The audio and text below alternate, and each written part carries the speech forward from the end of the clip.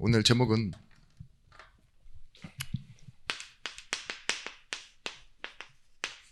변화의 결론입니다.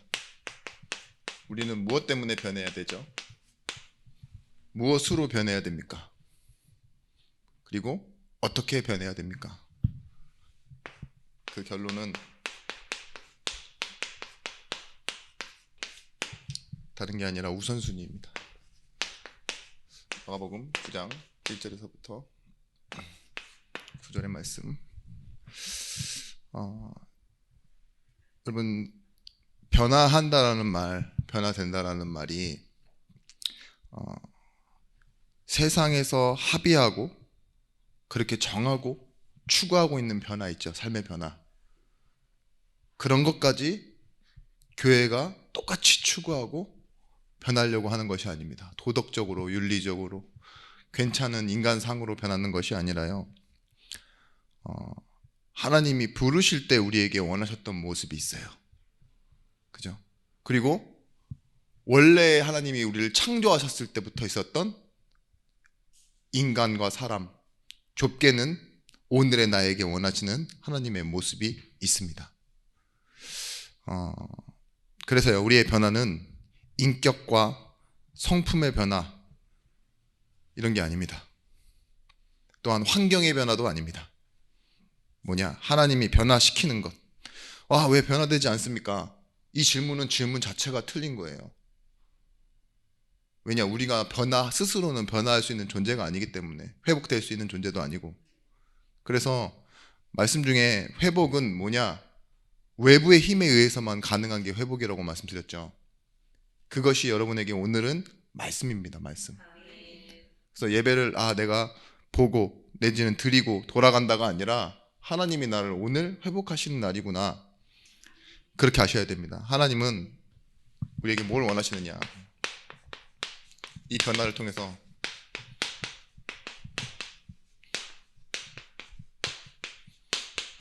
아무도 할 수 없는 것 있죠. 이것을 어떻게 하시려고? 할 수 있도록 하시려고 여러분들을 부르셨어요. 왜냐? 하나님만 하실 수 있는 걸 누구에게 맡기시느냐? 하나님의 자녀에게 맡기십니다. 그리고 그 자녀는 하나님과 함께하는 사람이기 때문에 자녀의 또 다른 이름이 뭐예요? 전도자예요. 하나님의 영광을 나타내. 그래서요, 교회에서 뭐라고 말하느냐? 성숙이 아니라 성화라고 말합니다. 성숙이 아니란 성화. 근데 이 성화라는 말이 성경 어디에도 없어요. 조직신학에서 이제 정리하다 보니까 하나님 자녀가 구원받은 성도가 변하는 모습을 정리해야 되니까 성화라는 단어를 붙였는데, 거룩하신 하나님과 같은 모습으로 변화되어지는 것, 그래서 거룩한 성자를 붙입니다. 구별되어 하나님과 같이, 구별되신 하나님과 같이 성도도 화된다 이거예요. 하나님 같이 된다. 우리가 복음화 이런 말 쓰잖아요. 복음으로 인해서 내가 변하는 거, 그게 변화잖아요. 그죠? 세계복음화 이런 말 쓰는데 그게 뭡니까? 세상이 뭘로 변해요? 복음을 통해서 변하는 걸. 그러니까 우리가 화라는 말을 많이 쓰는 게 맞는데, 중요한 건 뭐예요? 내 스스로의 변화가 아니라 무엇 때문에 내가 변한다는 거예요. 오늘 말씀 제목도 그렇습니다. 내가 변화가 되어지는데 무엇 때문에 변하는 거예요? 목적이 생기면 우선순위가 생기죠. 그 목적 때문에 순서가 바뀐다고요. 앞에 올 건 앞에 오고 뒤에 올 건 뒤에 오고, 그 순서가 변하는 과정을 우리는 정리라고 하죠. 그런 것처럼 신앙생활에서 오늘 먼저는 맨 앞에 가져다 놔야 될 게 뭐냐? 이 우선순위. 이게 우리의 변화를 만드는 결론입니다. 성경에서 하나님이 이 아브라함을 부르실 때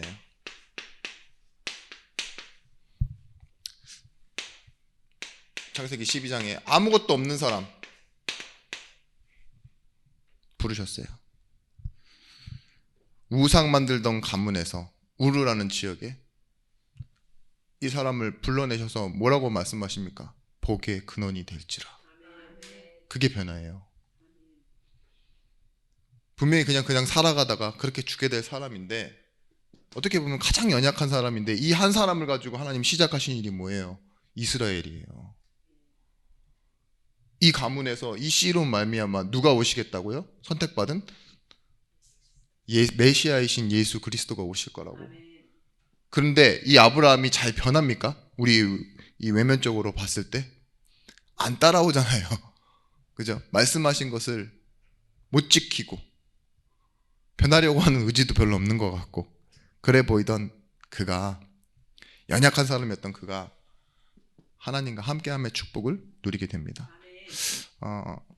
우리가 알고 있는 변화산에도 같이 올라갔던 이 베드로가 분명히 엿새 전에는 주를 그리스도라고 고백했고, 엿새 후인 오늘 이 본문에서는 변화산을 체험했습니다. 그리고 실제 하나님이 말씀하신 대로 이제는 예수님이 잡혀가시고 죽으셨는데, 베드로는 어디가 있어요? 그 상태로 그대로 돌아가 있어요. 갈릴리의 물고기 잡으러. 요한복음 21장 15절 말씀에 그런 베드로를 찾아와서 뭘 말씀하시느냐? 내 어린 양을 먹이라. 먼저 질문은 이거였죠. 네가 나를 사랑하느냐? 3번이나 물으신 뒤에 주께서 아시나이다. 그래, 내 어린 양을 먹이라.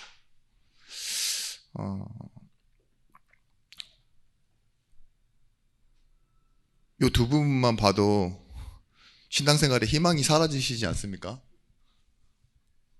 나는 안 변할 사람이라는 생각이 들지 않으세요? 이렇게 하나님을 직접 체험하고 말씀 받은 사람들이 안 변하는데, 저는 내려놨습니다. 이제 여기 계신 분들 안 변하는구나, 내 기준으로 안 변하는구나. 그런데 하나님 기준에서는 뭐예요? 하나님이 이루시는구나, 하나님이 변화시키시는 거고. 교회라는 곳이 그렇습니다. 세상 사람들 볼 때는 비밀을 맡은 자이기 때문에 눈에 보이는 외형적인 축복 응답 주면 오히려 사기꾼들만 오잖아요. 근데 여러분들 통해서 하나님이 일하시겠다고 말씀하세요.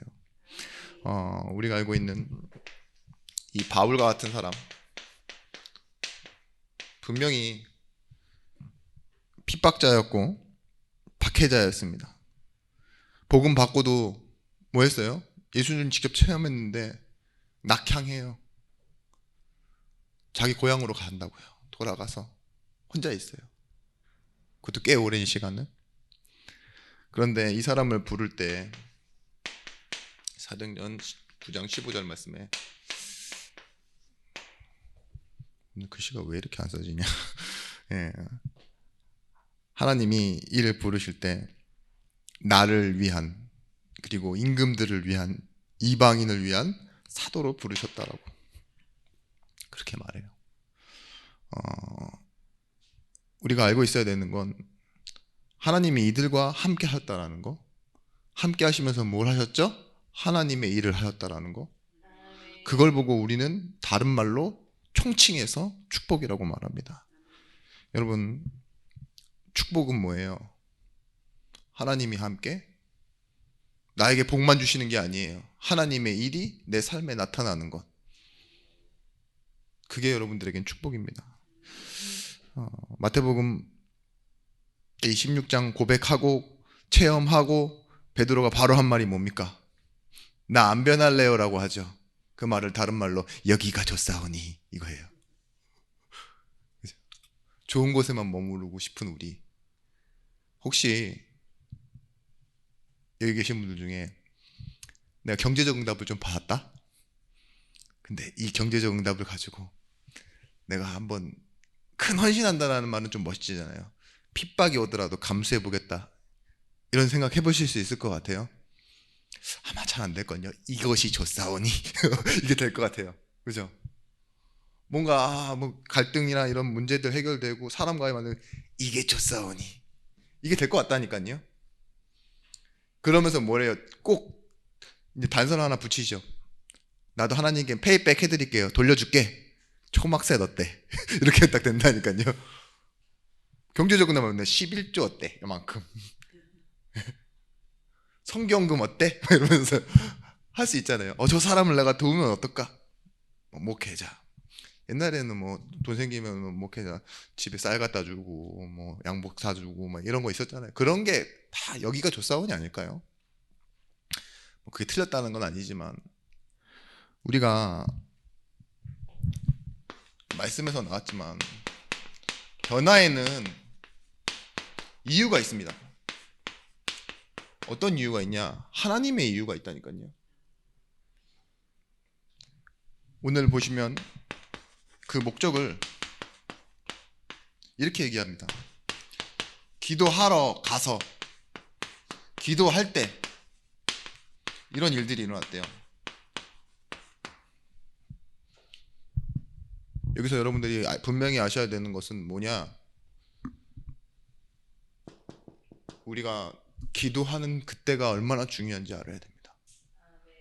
그냥 하나님께 구해놓고 책임지십시오 이러고 오는 게 아니에요. 이 기도하러 간다라는 건 하나님이 뭘 원하시는지, 그쵸? 변화의 이유를 찾는 시간이에요. 내가 기도하는 목적을 잃어버리지 않는 거예요. 기도 행위 자체가 중요한 게 아니라 그래서 기도의 내용이 중요한 거고 기도의 상태가 너무 중요해요. 막 간절히 목마른 상태로 막 뭔가를 먹으려고 해보세요. 특히 떡 먹으려고 해보세요. 그게 편할까요? 막 배는 고픈데 막 힘들게 먹겠죠. 그런 것처럼 우리에게는 뭐가 필요하냐? 기도 또한 진짜 평안한 상태에서 하나님 원하시는 거 질문하는 거 있죠. 그걸 메시지에서는 아침이라고 합니다. 그리고 상황 정리하는 것 그걸 낮이라고 하고요. 답을 내는 시간은 밤이라고 했어요. 그리고 393 기도할 때 그런 것처럼 이 베드로, 야고보, 요한 세 사람 수제자들이 지금 맨날 기도할 때마다 조는 사람들이잖아요. 이번에도 역시 자다가 깨서 그걸 보았고 정신이 없는 상태로 초막 3시라는 그런 딜을 했어요. 근데 이 사람들이 뭐에 약했다고요? 이 사람들이 알고 있었던 먼저 들어가 있는 선입견, 힘, 숫자 이런 것들 있죠. 그리고 민감한 것, 크기, 자리 이런 비교하는 것들, 이런 사고방식 속에서 치유받는 게 기도예요. 여러분들이 이 기도할 때 이게 뒤로 물려나가야 돼요. 내가 알고 있었던 힘, 내가 알고 있던 수, 크기, 자리 이런 거 있죠. 그 자리에 누가 올라오는 겁니까? 주권자이신 하나님이 예수 그리스도 이름 앞으로 세워지는 것 아니에요. 내가 기도할 때 그래서 누구한테 구해요? 사람 앞에 빌지 않고 부탁하거나 아니면 그걸 막 풀어내려고 하지 않고 먼저 하나님 앞에 예수 그리스도 이름으로 기도하는 거잖아요. 그때 우리에게 진짜 하나님이 원하시는 기도를 할 때 있잖아요. 내 상태도 바뀌지만 하나님의 말씀이 붙잡혀지는 겁니다. 창조주의 말씀이에요. 그 말씀이 건세라니까요. 즉 그 건세를 내가 뭘로 사용해요? 내 것으로 붙잡는 것? 기도예요. 자녀에게 주신 권세. 그래서요, 이는 기적을 체험하는 게 목표가 아닙니다. 뭐예요? 이 언약 변화산에서 언약의 성취를 말씀해 주신 거예요. 엘리야와 모세가 1400년 전, 700년 전 그 사람들이 나타나서 굳이 하는 말도 뭐예요? 그리스도의 사역을 담당하게 되실 거라고. 구약에서 제사에서 어린 양 잡듯이 예루살렘에 들어가시면 그곳에서 죽으시고 십자가를 지게 되실 거라고 말하고 사라졌잖아요. 꼬작 나타나는 이유가 그 얘기하려고? 근데 그게 다예요. 그걸 말하러 오시고 그것을 실제로 본 증인들이라니까요. 이 언약의 성취는 결국은 뭐냐? 이 제자들이, 수제자들이 봐야 했던 준비예요. 이걸 보고 너희들이 돌아가라. 그리고 그 일이 있을 때 놀라지 마라. 왜 놀라지 말아야 되느냐? 이미 놀라서 도망갔죠. 우리는 결론을 알고 있기 때문에 드라마의 결론을 봐버렸습니다. 그렇지만 하나님은 이 일을 통해서 준비시키기 위해 그걸 보여주신 거예요. 여러분 지금에서의 변화, 여러분들이 가장 중요한 변화는 뭐냐? 환경의 변화가 아니라 여러분 믿음이 생기는 겁니다. 이 예배할 때 믿음이라는 것은 여러분에게 어떤 변화를 갖다 주느냐? 영적인 변화를 가져와요. 세상을 영적으로 보기 시작한다니까요. 내가 영적 주인공인 걸 깨닫게 해요. 그게 뭐예요? 하나님이 나를 구원하신 방법이에요. 내가 영적인 존재이지. 구원받았다라는 건 원래의 상태, 하나님의 영으로서 내가 회복되어졌고 이제는 하나님을 뭘로 만나요? 영으로서 대면하는 거예요. 내 안에 계신 분도 영인 성령이지. 예배하는 자가 뭘로 예배하는데? 영과 진리로 예배하는 것이지. 그때 그 다음 찾아오는 게 뭐냐? 육신의 변화. 사람들이 갑자기 영적인 문제 당하는 거 아닙니다. 육신적인 문제 당하는 게 아니에요. 뭐예요? 우상 숭배 가운데 있다가 보면은 불신앙이 들어가요. 그것 때문에 자기도 모르는 영적인 변화 속에 있다가, 영적인 문제 속에 있다가 육신에도 문제 오고 주변에도 문제 오는 거잖아요. 이게 순서예요, 순서. 근데 우리에게 먼저 변화는 언제냐? 이 모세가 굳이 하나님이 광야로 들어가는 입구에서 홍해로 세우신 건 기적이 아니라니까요. 그거 한번 체험한 거 아무 중요한 거 아니에요. 바다가 갈라진 게 뭐, 그죠? 잠깐 단시간 체험하는 거잖아요. 길게 해봤자 하루 체험하는 거, 그게 내 인생 바꿉니까? 환경 변화가? 아니죠. 그걸 통해서 이스라엘 백성들이 광야로 나아갈 용기가 세워졌어요. 그게 믿음이에요. 그게 너무 짧았지만 시간이, 그죠? 근데 그 믿음 때문에 어떤 일들이 벌어나요? 하나님이 준비하신 영적인 변화를 보게 되어지는 거예요. 이 시작점에 서는 겁니다. 하나님의 목적은요, 뭐냐? 이 믿음을 통해서 내가 자녀요 증인인 걸 알게 해요.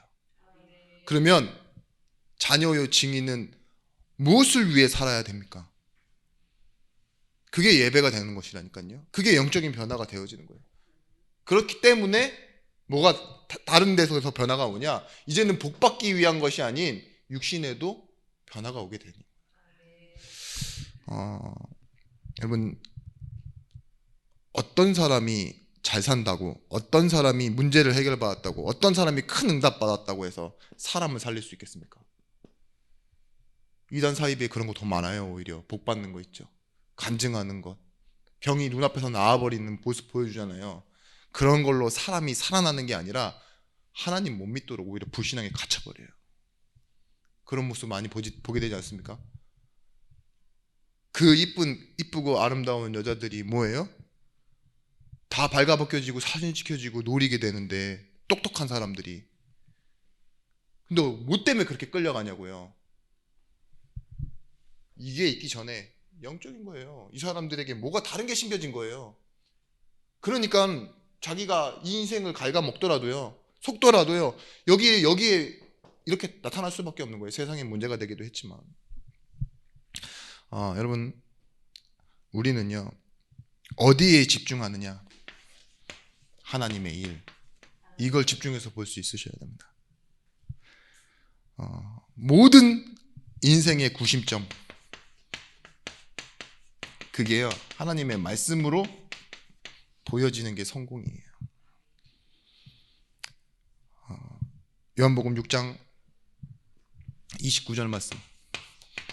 하나님의 일이 뭐래요? 하나님의 일은, 예수께서 대답하여 이르시되 하나님께서 보내신 일을 믿는 것이 하나님의 일이니라. 우리가 하나님의 일에 쓰임 받는다는 건 나도 하나님을 믿는 것이지만 교회로 하여금, 성도로 하여금, 또 믿지 않는 자로 하여금 하나님을 믿도록 하는 것 있죠. 이게 하나님의 일이에요. 변화산에서 변화된 그 개념을 보고 뭐라고 했냐? 왜 하나님이 이걸 보여주셨을까요? 위치적인 개념이 아니라 뭘 바꿔라? 우리가 알고 있는 시각을 바꿔라. 진짜 키가 큰 사람, 키 작은 사람 다 옥상 가서 올려서 보세요. 다 똥만 하지. 다 거기서 거기라고요. 잘 사는 것, 못 사는 것, 하늘 위에서 보세요. 그게 구분이 됩니까? 우리가 하나님의 눈을 가지고 사람을 보게 되면은요, 외모, 나이, 조건이 아니라 영혼으로 보여요. 하나님은 그래서 저 서울역에 있는 노숙자도 하나님 영혼으로 보신다니까요. 장애를 겪고 있고 내지는 막 그 귀신 들려있는 아이 바로 내려오자마자 보잖아요. 그죠? 부탁하는 아비, 서로 싸우고 있는 서기관과 제사장들. 근데 하나님 뭘로 보세요? 치유가 필요한 현장으로 보세요. 마태복음 13장 44절 말씀.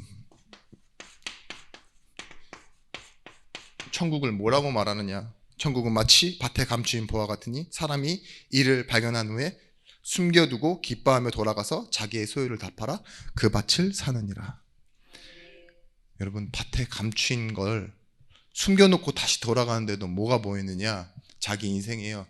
다른 미래가 보이기 시작하는 게 예배입니다. 여러분, 우리 교회가 어떤 것으로 보여야 되는 줄 아세요? 밭두렁으로 보여셔야 돼요. 밭이 중요하지가 않아요. 뭔 말인지 아시죠? 왜 그 밭에 사는 줄 아세요? 보호가 있기 때문에. 교회에서 가장 중요한 건요, 표면이 아니라니까요. 그 안에 감춰져 있는 보화. 그것 때문에 뭘 사요? 교회를 사버리는 거예요. 밭두렁을 산다고. 목적은 밭이 아니에요. 뭐라고요? 그 안에 감춰진 진짜 우리의 다른 목적이 있어요. 그게 우선순위예요. 보화, 그게 우선순위가 되면 그 밭은 뭐예요? 내가 더 먼저 사야 될 우선순위가 되는 거예요. 그 밭이 내게 되기 위해서. 그렇지만 참 목적은 아니라고요. 무슨 말인지 이해하시죠? 우리는 쓸데없이 밭도 사는데 교회 안에 있는 사람, 사건, 갈등, 그거 그냥 주변 거예요. 주변 거. 가장 중요한 거 하나 때문에 딸려오는 것들이라니까요. 나중에 정리하면 돼요. 다윗이 어린 날 그 과거 있잖아요. 목동으로 살았던 그 과거가 하나님이 쓰시는 일에 딱 붙들려 오니까요. 어떻게 돼요? 골리앗을 이기는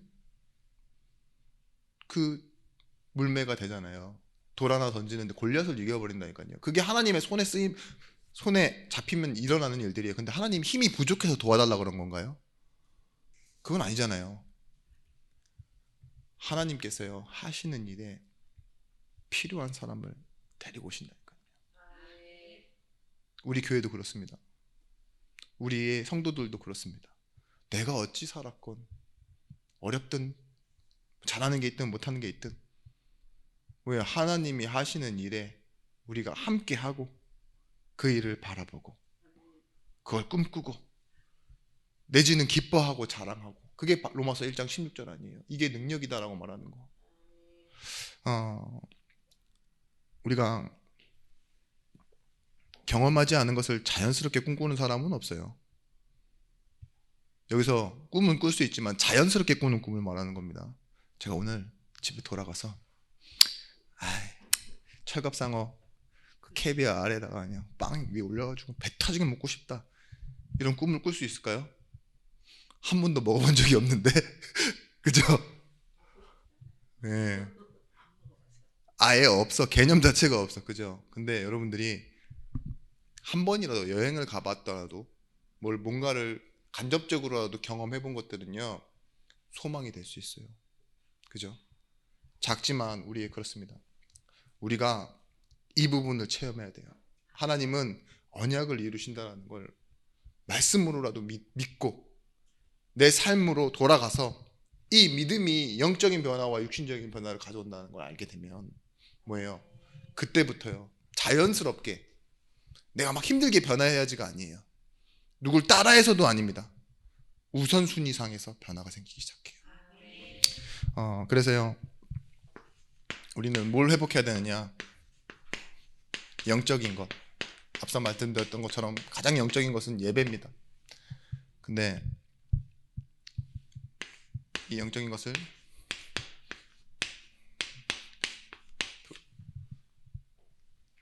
어떤 형식으로 바꿔놓냐? 예배. 여기다 모든 초점을 다 맞추는 거예요. 하나님은 영이시니 예배하는 자가 영과 진리로 예배할지니라. 요한복음 6장 33절 말씀에 오병 이후 기적해 바로 주신 말씀이에요. 그렇게 많은 사람들을 다 먹이시고 난 후에 살리는 것은 영이니 육은 무익하니라. 내가 너희에게 이른 말은 영이요 생명이라.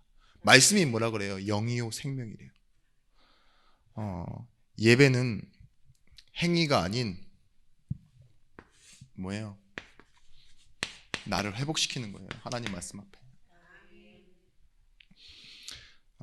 먼저는 어떤 예배에서의 회복이 일어나냐? 하나님과 나와의 관계 회복. 이걸 보고 뭐라 그러냐? 성경에서는 의라고 합니다. 의. 오직 의는 믿음으로 말미암아 살리라 했던 것처럼 이 의는 하나님과 나와의 관계. 말씀 속에 하나님이 나를 위해 변함없이 성실히 일하시고 계신 그 하나님의 말씀이 회복되어져야 돼요. 사람들은 에고이즘이라고 합니다. 자기 연민, 자기 사랑하는 것, 애 있죠. 자기 애. 이게 굉장히 심각해서 예배라는 시간 앞에 하나님과의 관계를 보다 그걸 더 중요하게 생각해요. 내 것, 내 시간, 나와 관계된 모든 것들 있잖아요. 내 감정, 이런 게 너무 중요하니까요. 이걸 가지고 정말 우선순위를 바꾸려고 하지 않아요. 예배도 나를 위해 드리려고 하고 될 때만 하려고 하고. 그래서 뭐예요? 100%의 예배가 아닌 내게 필요한 예배, 내가 원할 때 예배, 선택적인 그런 예배를 하잖아요. 근데 진짜 하나님이 원하시는 예배는 뭐냐? 하나님 본연의 모습으로 나는 내 진짜 있어야 될 내 자리에서 하나님을 그대로 바라보기 원하는 거예요. 그게 첫 번째 하나님과 나의 관계 회복입니다. 그래서 이게 회복되어지는 사람은 이제는 영역과 범위 자체가 어디로 넘어가느냐? 사람과의 관계로 넘어갑니다. 이것도 예배가 돼야 돼요. 성경에서 가장 중요하게 말하는 율법 2가지. 그게 뭐예요? 네 하나님 여호와를 네 목숨처럼 사랑하라. 네 마음을 다하고 뜻을 다하여 네 하나님 여호와를 사랑하라. 그리고 이와 같이예요. 내 이웃을 내 몸과 같이 사랑해라. 똑같은 말이란 말이에요. 2개가 하나란 말인데 예배는 뭐냐? 사람을 용서해내는 수단이 아니라 사람과의 관계도 회복시키는 게 예배입니다. 사람한테 우리가 힘이 없으면 집착하게 되거나 불안하거나 아니면 내가 많이 모자랄수록 사람한테 만족감을 얻어요. 칭찬받는 게 좋고. 근데 이게 전부 아닙니다. 모든 삶의 영역에서요, 이 관계에서요, 또 포함되어져야 될 게 있어요. 그것이 뭐냐? 하나님께만 집중하는 거예요. 그랬을 때 이 순서로 인해서 관계가 회복되어져요. 절대 사람과 관계가 잘 풀어진다고 해서 이게 회복되어지지는 않습니다. 그런데 하나님 관계에 집중하고 있으면요, 이 사람과의 관계가 회복되어져요. 예배에 대한 옵션은 없습니다. 예배는 하나님과의 나의 관계라 그랬는데, 여러분 사랑하는 사람이랑 필요할 때만 만납니까? 입으로만 사랑해 이래요? 밥 차려줄게 이러고 말아버리세요? 욕하면서도 하죠. 에이씨 이러면서 처먹고 죽어라 이러면서 그러면서도 하는데 그게 사랑이라 그러잖아요. 그런 인간적인 사랑에서도. 하나님은요, 입으로만이 아니에요. 십자가예요. 그리고 오늘 지금 우리와 함께 계속 영원히 이 축복을 믿으셔야 돼요. 어제 그 세가족 훈련에서도 말하는데 인생 스토리에 없어야 되는 게 2가지가 있대요. 복음을 말할 때 그게 뭐냐? 상처와 자랑. 이 2가지가 없어야 된다고. 베드로가 상처가 좀 많았죠. 그렇죠? 못 배운 것도 상처고 사람들한테 무시받는 것도 상처고. 근데 사람들이 아주 정상적인데 괜찮은 사람이 됐어요. 근데 상처가 있는 사람은요, 가끔 이상한 행동을 하고 돌발 행동을 해요. 남이 이해하지 못하는 행동. 왜 그러느냐? 그 사람에게 상처가 있기 때문에 그래요. 또 잘난 사람도요, 나름 잘났는데 바울과 같이 잘나면 뭐예요? 가끔 가짜나 보여요. 이 못난 사람들이, 못 배운 사람들이 끼리끼리 자랑하고 있으면. 그래서 바울이 뭐 했어요? 아테네에 가서 이 새끼들, 아니, 자, 이거 좀 편집해 주세요. 이것들이 나도 배울 만큼 배웠다 이러면서 이제 말하잖아요. 그리고 실패했다고 얘기하잖아요. 내가 이런 사람인데. 이게 자기도 모르게 나오는 거예요. 우리가 복음 얘기하다 보면 우리도 모르게 자랑하고 있다니까. 자꾸 내 주변 자랑, 없으면은 막 내가 안 되다가 했던 내 노력 자랑, 그렇죠? 막 하나님이 나를 막 사랑해서 응답 주셨다 이렇게 얘기하는 게 복음에 다 방해되는 거예요. 이 상처, 베드로가 뭐 때문에? 바울 때문에 자기 입지도 위험해지고, 내가 순진한 마음에 하나님 복음 사랑해서 저기 고넬료 집에 가서 밥도 먹고 나왔는데 유대인들 들어오니까 발로 자리 옮겨가잖아요. 그리고 뭐래요? 그래요? 구원 받아서도 할례는 받아야 됩니다. 이방인이라도. 이런 소리 한다니까요. 그게 왜 나온다고요? 상처 때문에.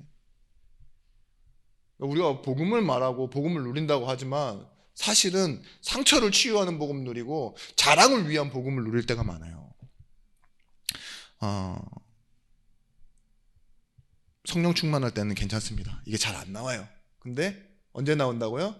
내가 힘이 좀 빠질 때쯤 이게 훅 올라오죠. 만만한 사람한테. 그리고 이 상처 있는 사람들은 뭘 얘기하냐? 전적이나 경력을 되게 중요시 생각합니다. 나 그래도 오래 믿었어. 이런 소리 한다니까요. 베드로가 뭐라 그래요? 내가 예수를 언제부터 따랐는데 이런 소리 한다니까요. 자기가 좀 위험해지니까. 내가 받은 은혜를 얘기해야 되는데 뭐예요? 하나님이 나와 함께 하시는 걸 얘기해야 되는데 사람들이 자기 무시한다고 내가 직접 예수를 따른 사람이요. 경력이 얼마인 줄 아시오? 이런 거 있잖아요. 내가 재산이야 이게 다. 이런 식으로 얘기해버리니까 뭐예요? 그게 오히려 더 무시받는 행동이 되잖아요. 그래서 이런 말을 하게 된 겁니다. 바울이. 내가 너희 중에서 예수 그리스도와 그와 십자가에 못 박히신 것 외에는 아무것도 알지 아니하기로 작정하였느니라. 여러분, 어떻게 하면 이 상처와 자랑을 뭘로 바꾼다고요? 기도하는 것으로 바꿀 수 있겠습니까? 그게 변화예요. 왜냐? 이걸로는 안 되는데 이걸로는 되거든요.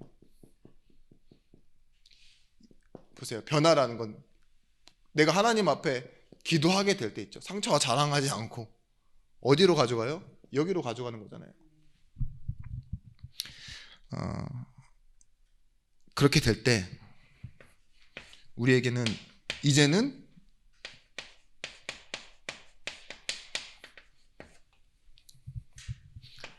결국은 삶의 응답이 오는 겁니다. 이게 순서예요. 이게 우선순위입니다. 이거 자체가. 왜 그렇다고 했냐? 영적인 변화가 먼저라고 했잖아요. 영적인 것, 여기서 말하는. 근데 이 영적인 것에도 순서가 있어요. 먼저는 하나님과의 나와 1대1 관계, 예배.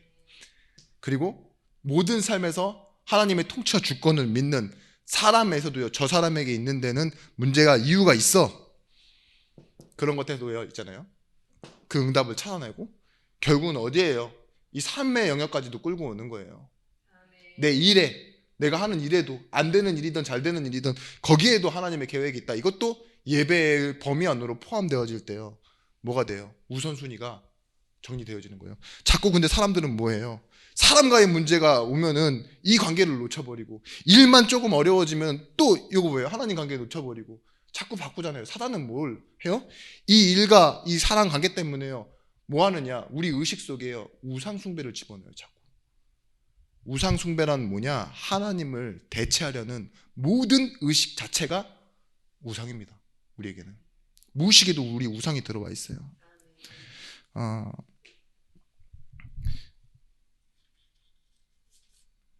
여러분, 그래서요, 위의 순서라면 뭘 할 수 있느냐? 영적 싸움 할 수 있습니다. 그래야 육신 싸움에서도 승리가 되어지는 거예요.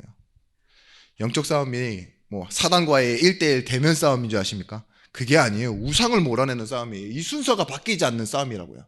이걸 지켜내는 싸움이 영적 싸움이에요. 다시 한번 말씀드릴게요. 뭐래요? 여러분들에게 가장 첫 번째 우선순위, 말씀 듣는 예배가 아니에요. 그 예배는 진짜 공예배고, 여러분들의 삶에 가장 먼저 되는 건 하나님과 나와 1대1 관계. 이걸 놓치지 않기 위해 여러분들이 나오는 게 뭐냐? 공예배에 나오는 거잖아요. 그죠? 그걸 지키는 수단이. 그리고 두 번째는 뭐냐? 사람과의 예배.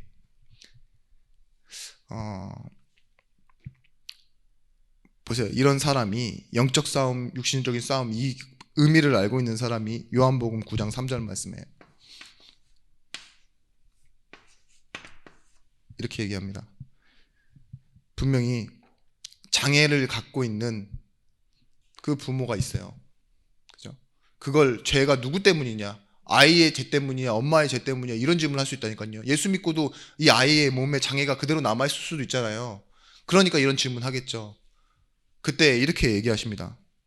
예수께서 대답하시되 이 사람이 그 부모의 죄로 인한 것이 아니라 그에게서 하나님이 하시는 일을 나타내고자 함이라. 그렇죠? 우리가 이런 상황 만났을 때 답 주려고요. 좀 만만한 사람이라면 이렇게 얘기할 수도 있어요. 상처. 내 안에 있는 상처 가지고. 아니면 좀 두려운 사람이거나 이러면요. 자랑하면서. 그죠? 그래. 뭐 이런 일이 있지. 말씀을 막 인용한다라는 말이 아니라요. 우리의 기준에서요. 이게 먼저 돼야 돼요. 우리에게는 이제는 가야 할 길이 있습니다. 그것이 뭐냐? 미래.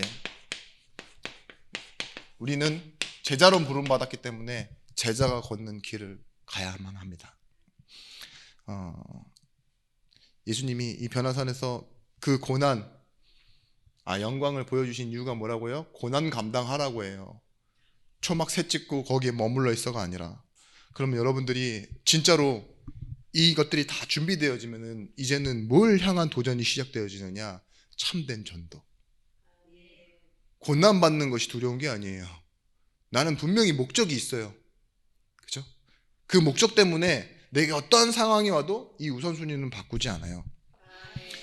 그렇기 때문에 우리 인생에 회복되어지는 건 말씀의 권세. 말씀은 살아있고 힘이 있고 능력이 있습니다. 태초에 그 말씀이 계셨는데 그 말씀은 뭐라고요? 하나님이시래요. 이 말씀이 하나님과 함께 했으니 그 말씀은 곧 하나님이시니라. 그리고 기도의 권세를 주셨습니다. 이 기도의 권세는 뭐냐? 구하는 권세가 아니라요. 말씀이 영적인 거기 때문에 이 말씀을 가지고 현장에 영적인 변화를 불러오는 것이죠. 그게 기도예요. 기도는 내가 하지만 하나님이 그 말씀 가지고 역사하시니까 그걸 힘을 우리에게 주신 거예요. 그리고 우리의 현실적인 영적인 상태. 어떤 상태입니까?